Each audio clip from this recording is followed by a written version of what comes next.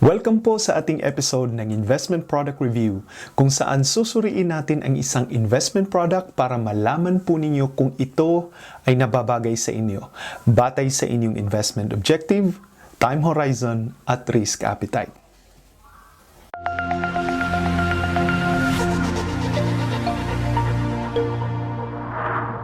Sa episode na ito, i-review po natin ang Money Market Fund ng Ayala Life Mutual Funds, ALFM.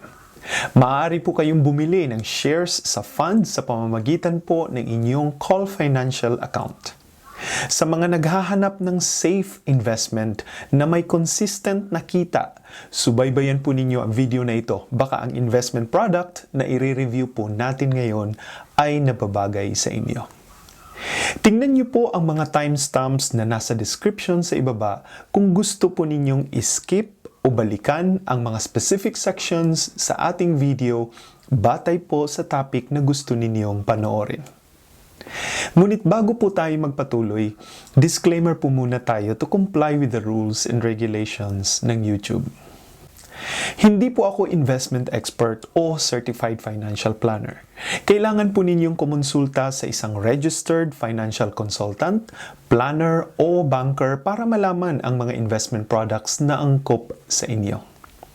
Hindi rin po kami nagbibenta o nag-i-endorso ng anumang investment product o services o affiliated sa alinman sa mga kumpanya na babanggitin po namin sa aming video.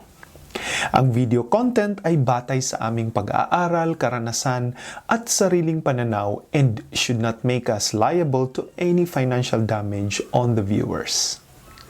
Ang mga impormasyon na aming sinipi ay batay sa mga references na nasa description section po sa ibaba. Simulan na po natin. Ang ALFM Money Market Fund ay isang klase ng fixed income fund na ang investment objective ay mag-invest sa mga short-term, low-risk, low-return fixed income instruments. Kabilang po sa mga instruments na ito ay ang mga time deposit accounts sa bangko, treasury bills na may maturity na less than 1 year at mga short-term corporate bonds. Lahat ng mga ito ay pagkakautang, which is different from how you would earn in a stock market. Kaya very stable at low risk ang iyong investment sa ganitong uri ng mutual fund. Ang risk rating ng COL Financial sa fund na ito ay 1 out of 8. Ang risk rating na 1 ay ang pinakamababa sa risk rating, kaya masasabi nating ang investment na ito ay very low risk. Napakababa po ng chances na maaaring mabawasan ang inyong capital sa investment na ito. Ang downside naman po ay pinakamababa po ang potential na kita ng inyong investment sa fund na ito. The lower the risk, the lower the potential earnings. Bagay po ang money market funds kagaya ng ALFM Money Market Fund sa mga very short-term investors na may time horizon na 1 year o mas mababa pa sa 1 year. Ibig sabihin, kung kailangan mong i-withdraw ang iyong pera in less than 1 year, money market funds are suitable investments. Kaya wag na wag po kayong mag-i-invest sa equity funds dahil very risky po ang stock market for very short-term time horizon. You could lose money kung kailangan mong i-liquidate ang iyong investment in the short term. As of December 2019, ang total assets under management ng ALFM Money Market Fund ay approximately 20.5 billion pesos. Ito po ang isa sa pinakamalaking money market fund sa Pilipinas. Sa kasalukuyan, ang BPI Investment Management ang nagmamanage ng fund for 10 years now. Kung kayo ay gustong mag-invest sa ALFM Money Market Fund, ang minimum investment amount para kayo makabili ng shares sa mutual fund ay 5,000 pesos. At kung gusto naman ninyong dagdagan ang inyong investment, 1,000 pesos naman po ang minimum subsequent investment amount. Isa pa pong good news, wala pong commission o yung tinatawag na front-end load para makabili ng shares sa ALFM Money Market Fund. Kaya buong-buo po ang inyong pera na i-convert into number of shares sa fund at the time of purchase. Halimbawa, mag-i-invest kayo ng 10,000 pesos. Kung ang NAVPS or Net Asset Value per share ng fund at the time of purchase ay 125 pesos per share, magkakaroon kayo ng 80 shares sa fund. 10,000 pesos divided by 125 pesos per share. Wala rin pong back-end load o commission ang ALFM Money Market Fund kung gusto nyo namang i-redeem o i-withdraw ang inyong investment. At higit sa lahat, wala rin po itong minimum holding period di tulad ng ibang mga mutual funds. Kaya after po kayo mag-invest, anytime, maaari na po ninyong i-redeem ang inyong shares without any penalty. Halimbawa, bumili kayo ng 80 shares. Kung tumaas ang NAVPS to 150 pesos per share, buong-buo po ninyong makukuha ang 12,000 pesos. Dito naman po tayo sa mga fund fees. Ang total expense ratio po ng fund ay mababa lang po, nasa 0.67% per year. Ito ang kabuuang expenses ng fund, kasama na po dito ang 0.5 management fee at 0.17 operating expenses.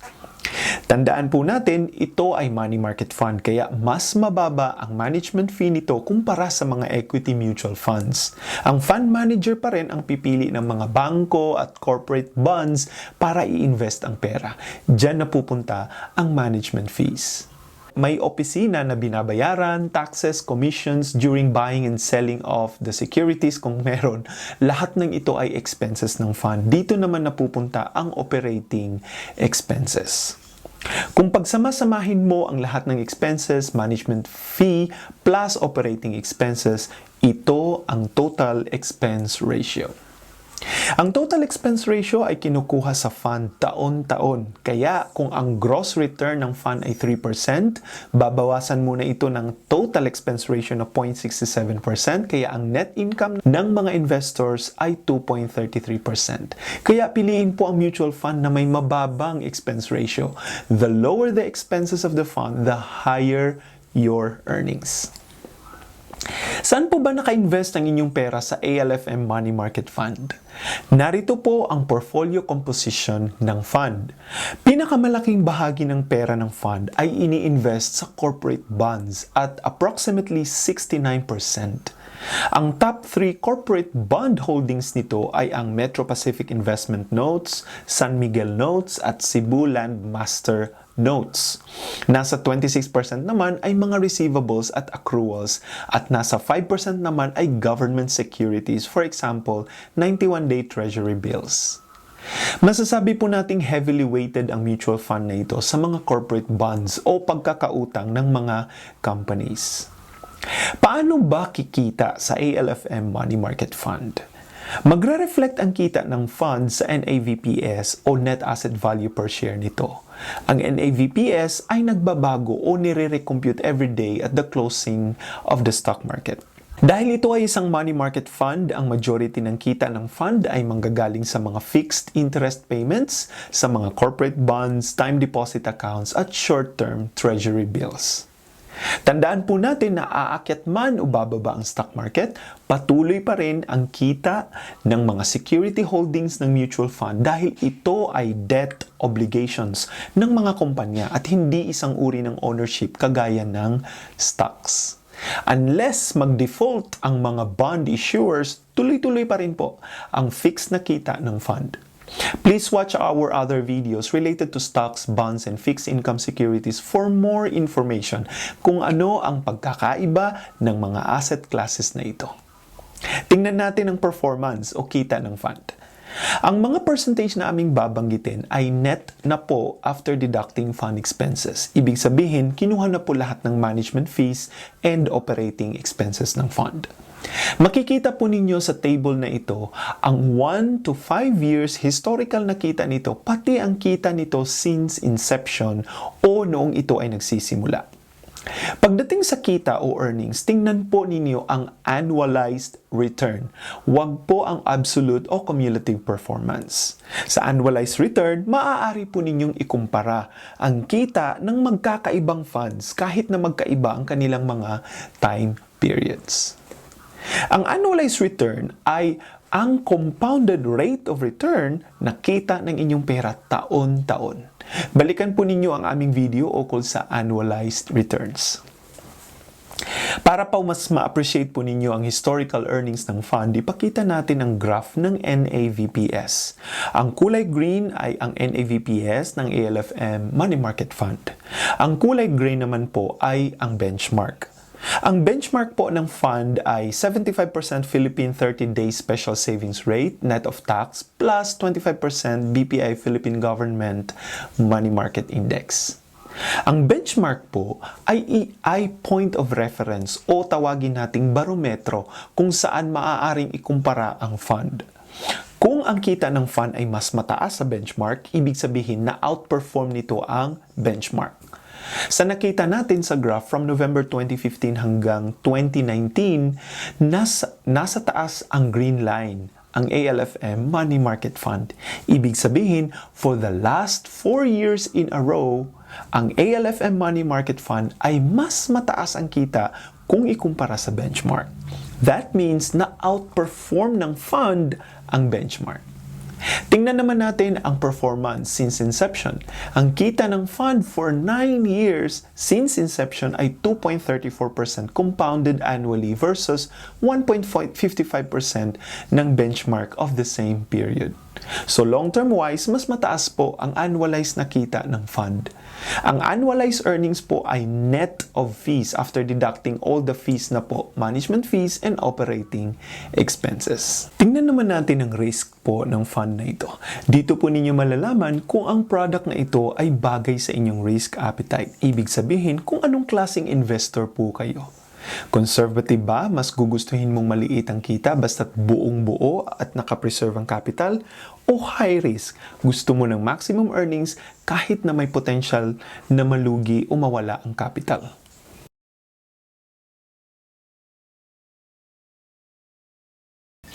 Marami pong paraan para makita ang volatility o riskiness ng isang investment. Nariyan po ang standard deviation, beta, Sharpe ratio, at Jensen's ratio para sa mga stocks. Gagawa po kami ng separate video po para pag-aralan in detail ang tatlong parameters na ito. Tingnan natin ang standard deviation at Sharpe ratio ng ALFM Money Market Fund. Ang Sharpe ratio ay ginagamit para makita kung gaano kalaki ang excess na kita sa bawat level of risk na ina-assume ng fund. The higher the Sharpe ratio, the better. A Sharpe ratio of 1.0 is good, 2.0 is very good, 3 is excellent.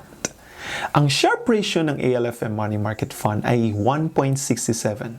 Batay sa ating guidelines sa Sharpe ratio, masasabi po nating very good po ang risk-return ratio ng fund na ito. Tingnan naman po natin ang standard deviation. Ang standard deviation ay isang uri ng measurement para malaman kung gaano kalawak ang akyat at baba ng kita ng inyong investment kung ikumpara sa average na kita nito. Ito ay tinatawag ding dispersion. Sa madaling salita, kung malaki ang standard deviation, mas malaki ang volatility o risk ng investment. Ang average standard deviation ng ALFM Money Market Fund ay mababa lang, nasa 0.37%, at ito ay mas mababa ng konti sa ibang mga funds na kagaya nito na ang average ay 0.52%. Please take note po, hindi necessarily masama ang isang investment na may mataas na standard deviation dahil it still boils down to you as an investor. Generally po, although not always, mas mataas po ang return sa mga investment na high risk. Ngunit tingnan din ang iba pang mga indicators ng fund gaya ng Sharpe at Jensen's ratio to assess the riskiness of the investment. Gagawa po kami ng separate videos on risk para mas lalo po ninyong maintindihan ang napakahalagang concept na ito pagdating sa investment. In summary, ang ALFM Money Market Fund ay isang uri ng mutual fund kung saan naka-invest ang inyong pera sa mga short-term, low-risk, low-return, fixed income instruments. Kabilang po sa mga instruments na ito ay ang time deposit account sa bangko, treasury bills na may maturity na less than 1 year at mga short-term corporate bonds.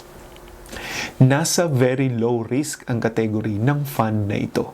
Nababagay po ang investment na ito sa mga short-term investors na may time horizon na 1 year pababa. Ang annualized compounded return o kita ng fund ay nasa approximately 2.34% based on a 9-year data. Ang pag-i-invest ay isang napaka-personal na desisyon. Una, sapagkat pera mo ang pinag-uusapan dito. Kaya napakahalagang nakaayon sa iyong investment objective o goals, time horizon at risk tolerance ang inyong pag-i-invest. At higit sa lahat, huwag na huwag po kayong maglalagay ng inyong pera sa isang investment product na hindi po ninyo naintindihan. Sa tingin po ninyo, nababagay ba ang ALFM Money Market Fund sa inyong investment objective, time horizon at risk appetite? O baka may gusto po kayong investment product na ating i-review? Let us know by posting your comments in the comment section below. But before you go, please support us and subscribe to our channel so we can create more free tutorial videos para po sa inyo. Ito po ang investment product review series ng OFW Power. Ako po si Fermin. Until next time, maraming salamat po.